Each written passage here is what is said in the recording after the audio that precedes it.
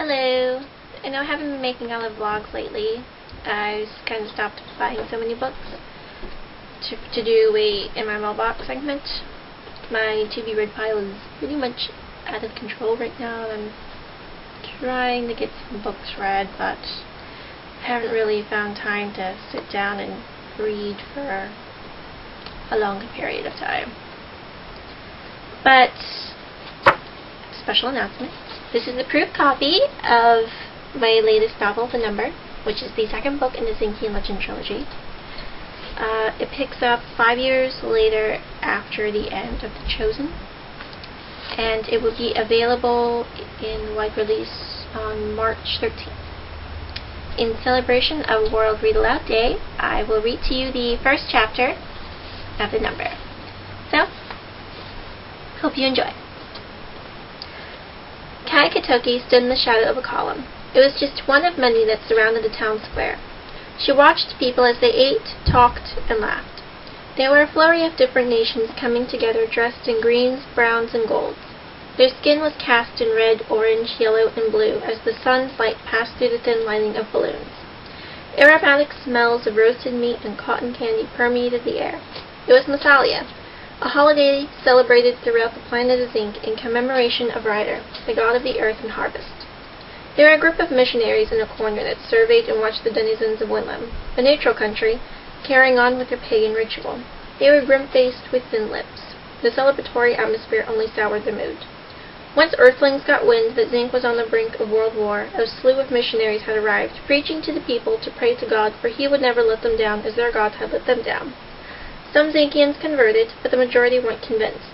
Why were there so many different religions that worshipped the same God? Why was Earth constantly plagued with war when they themselves really fought one another?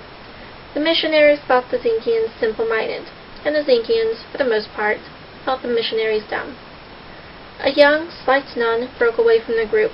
Her glasses continued to slide down the bridge of her nose, and she constantly had to keep pushing them back up as she made her way through the crowd. She stopped and leaned against the column Kaya was hiding against, facing the crowd as she caught her breath. Kaya glanced over at the nun, who was standing so close she could whisper in the nun's ear. She pressed herself closer to the wall, hoping to further disappear into the shadows. The nun had closed her eyes, allowing herself to bask in the sunlight. Kaya stole a closer look at the woman. "You have wonderful red hair," Kaya said quietly as she leaned back against the column. The nun opened her eyes and looked around. Spotting the person who had spoken to her standing nearby, she settled back and composed herself.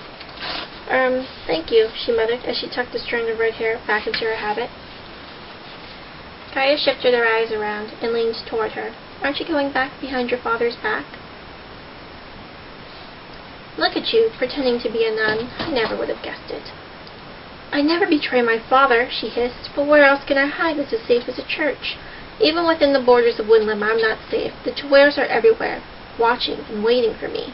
"Katrina, don't say my name. You know it's forbidden." "It's Kate for now." Katrina took her glasses off and meticulously cleaned them, eyeing the crowd for anyone who might be listening in. Satisfied, she put them back on. It wasn't the most popular name in the world, but anyone who shared it changed it, I hear.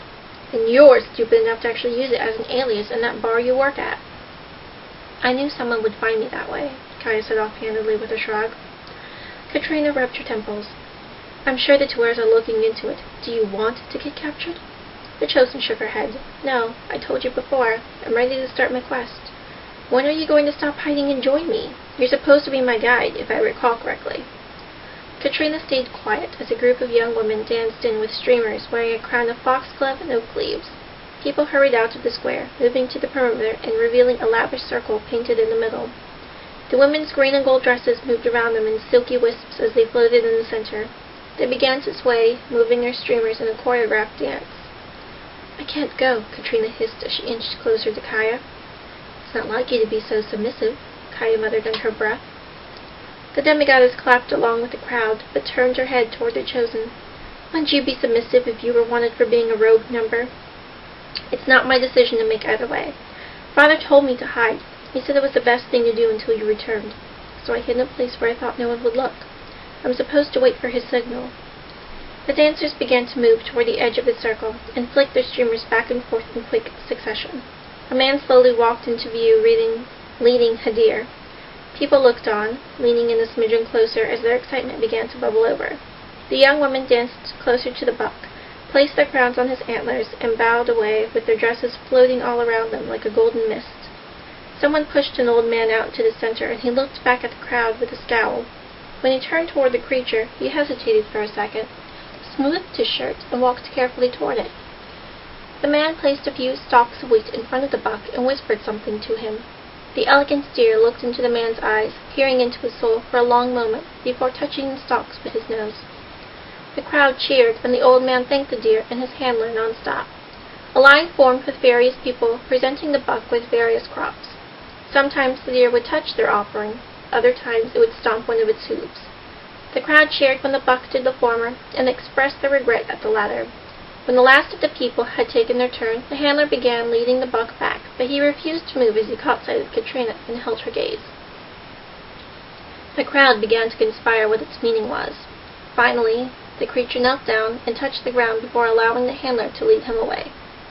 Kaya barely heard Katrina's message as the crowd broke out into an enormous cheer. The demigoddess pulled her habit closer around her and slipped back into the mass of people that questioned her about the meaning of what just occurred. Kaya, taking her comrade's cue, disappeared down a dark alley.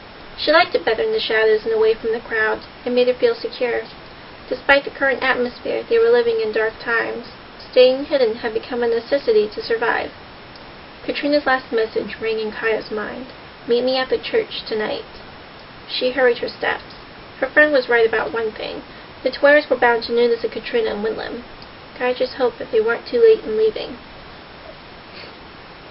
The night was cold with a menacing wind, so Kaya pulled her cloak closer around her and walked quicker. Spring had just arrived, but the wintry winds continued to linger at night, forcing people to stay inside. There weren't a lot of people out at such a late hour. A few vampires and androids walked aimlessly around window shopping. They were the only people who could easily stand the temperature. Stragglers, like herself, walked swiftly to their destinations, keeping their heads low as they forced their way through the wind. A lone soldier stood on the corner of an intersection, checking a map. Kaya glanced at his black uniform. Twair. She hurried along, faster than ever. Though the Twares weren't allowed to attack Windham, nobody was. They still dispatched a few soldiers in the area to keep an eye out for anyone on their watch lists. They weren't allowed to arrest or force anyone out of the country, but their presence in the area was enough to make everyone jittery. The church loomed ahead, towering over the adjacent buildings. Perhaps it was her imagination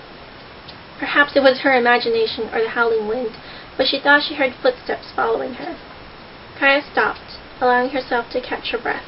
Her gaze wandered toward the giant cross on the facade of the church. There was a sort of majestic aura that resonated from the building, but the small shrine her grandmother helped build on earth for their protector spirit never held. The wind blew again, sending a shiver down her spine. She collected herself and continued on. This time she did hear footsteps behind her.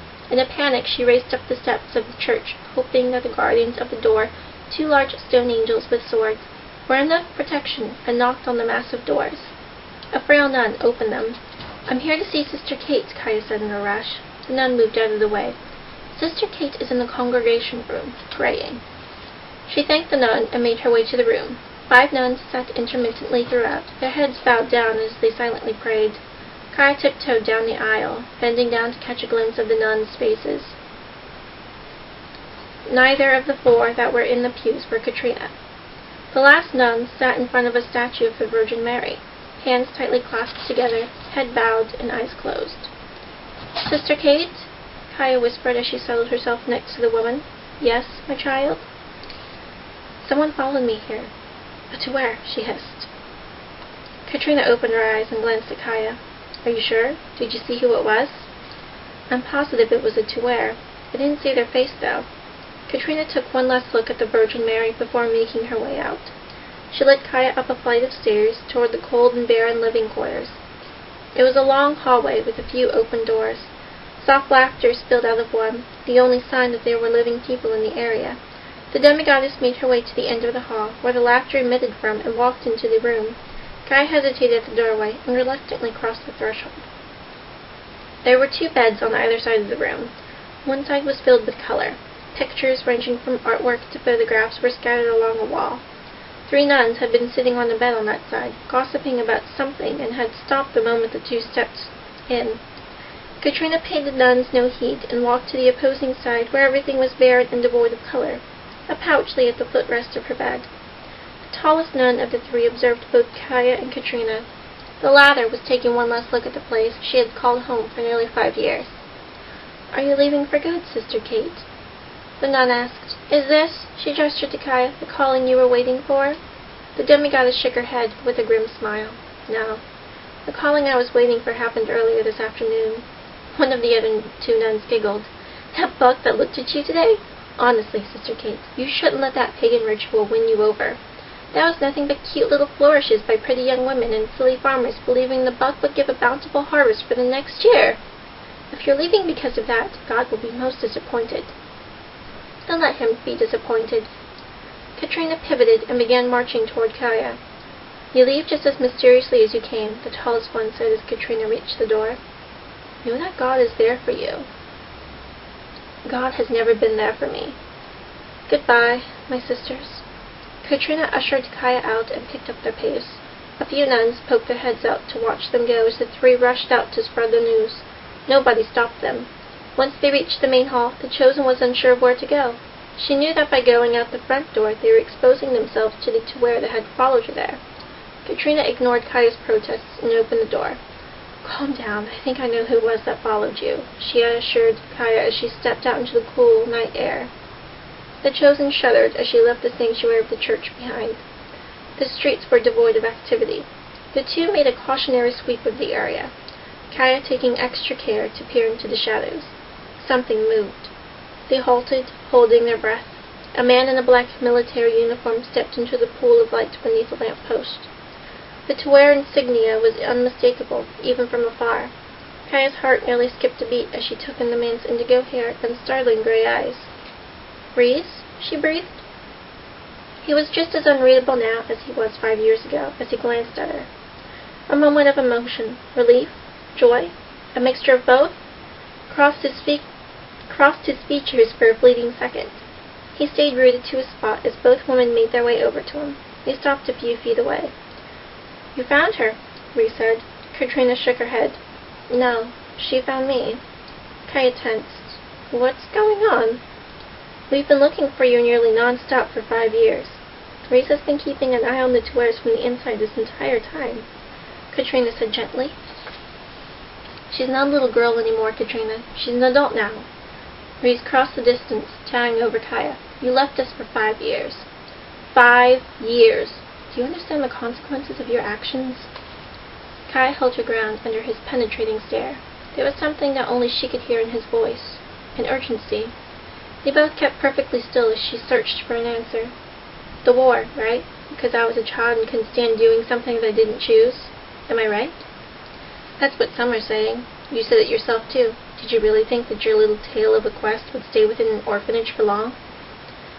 Kaya bit her lip and glanced away. "More Tuers are planning to come into the city to look into the Katrina at the bar. You 2 should leave as soon as possible. I'll do what I can to stall them. Are you sure you're ready for this?" The chosen gave a curt nod. "More than ever." "Things are different now. Very different," Katrina whispered, looking behind her. She shivered as another gust of wind swept through the area. "I know," Kaya said softly. "I was in Kanevo." Katrina's eyes widened. "Kanevo?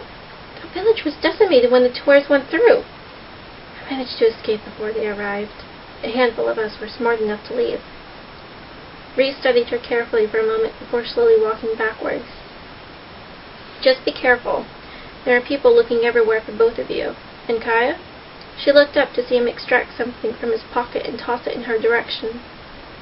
"Say hi to Derek for me." Kaya caught the object. It was her old charm bracelet that she had thought she lost. The charms actually contained the powers and essence of the gods. Owning a charm meant owning the life of a god in your hands. Only one of the charms on the bracelet was in fact a real, ordinary charm. An amber shooting star given to her by Sham, another Tuer soldier she had befriended during her imprisonment in Orleans. Kaya looked up to thank him, but Reese had disappeared. Katrina led her down the street, keeping close to the shadows as they made their way to the forest that skirted the city. The welcome sanctuary of the woods provided an instant relief to both of them. "Where's our first stop?" Kaya asked as tension dissipated from her body. She hadn't realized how tense she had gotten from hiding behind another identity. "Aquabella. We need to give a certain merman Reese's message, remember?" The Chosen smiled and ran her hand over her bracelet. She hadn't realized how much she had missed it being on her wrist. It always felt right. It had always felt bare there, and she had worn a watch for a while, but it still didn't feel right. Seeing and feeling the bracelet was right. She welcomed it.